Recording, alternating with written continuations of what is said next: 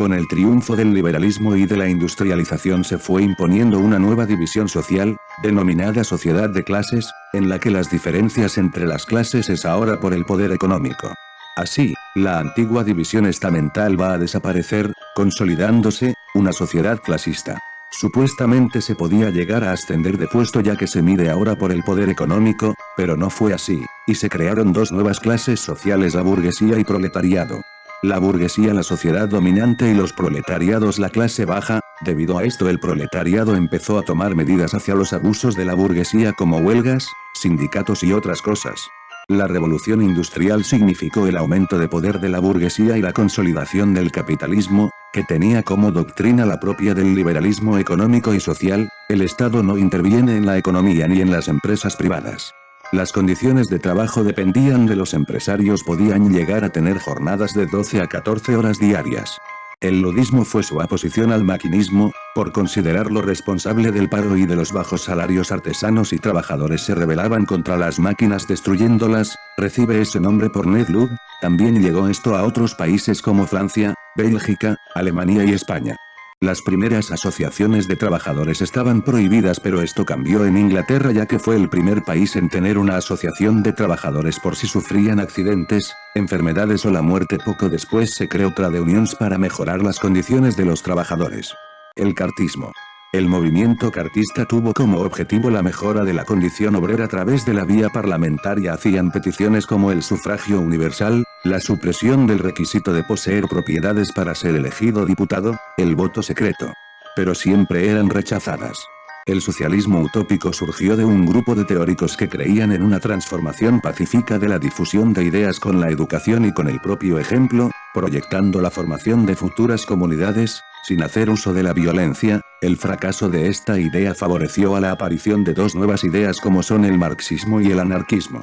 El marxismo toma nombre de Karl Marx, que junto con su amigo Friedrich Engels, escribió diversas obras que constituyen el soporte teórico de la ideología socialista. Los más importantes fueron Manifiesto Comunista y El Capital. La clase obrera, el proletariado, formada por aquellos cuya fuente de ingresos procede de su esfuerzo físico, y la clase capitalista, la burguesía, formada por aquellos cuya principal fuente de ingresos no procede de la percepción de un salario.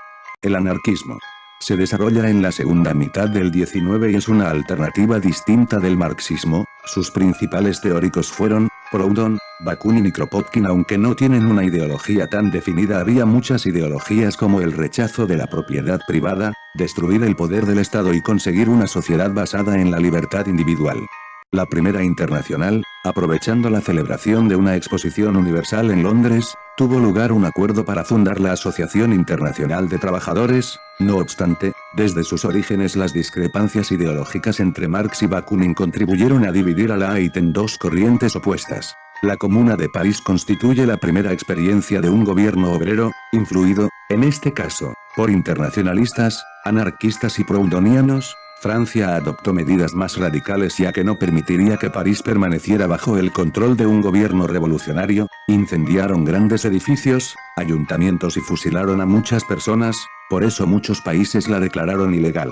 Debido a la polémica Marx-Bakunin es la que acabará con la Internacional. La ruptura entre los dos sectores tuvo lugar en el Congreso de La Haya, donde los bakuninistas fueron expulsados. La AIT quedó muy debilitada y se trasladó a Nueva York y, en 1876, en el Congreso de Filadelfia acordó su disolución.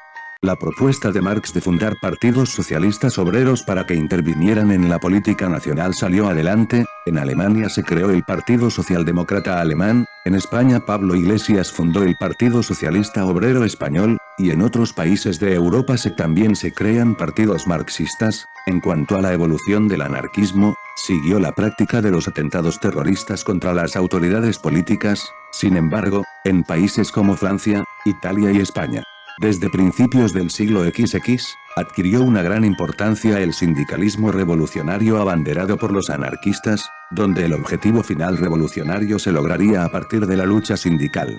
En España, en 1911, se fundó la poderosa Confederación Nacional del Trabajo, organización sindical anarcosindicalista que surgió como alternativa radical a la UGT. Tras varias tentativas por reconstruir la AIT, En 1889, en París, durante los actos conmemorativos del centenario de la Revolución Francesa, en un congreso donde se dieron cita representantes de distintos partidos socialistas, se decidió fundar la Segunda Internacional. En él se acordó realizar una campaña a favor de la jornada laboral de 8 horas. Los congresos de la Internacional se convirtieron en foros de debate de cuestiones de plena actualidad. Una de ellas fue la crisis revisionista planteada por el alemán Eduard Bernstein. Otro tema de debate fue el colonialismo. También hubo un intento de oposición a la guerra europea, que se adivinaba desde 1900. A pesar de los acuerdos y las declaraciones solemnes, en agosto de 1914 estallaba la Primera Guerra Mundial.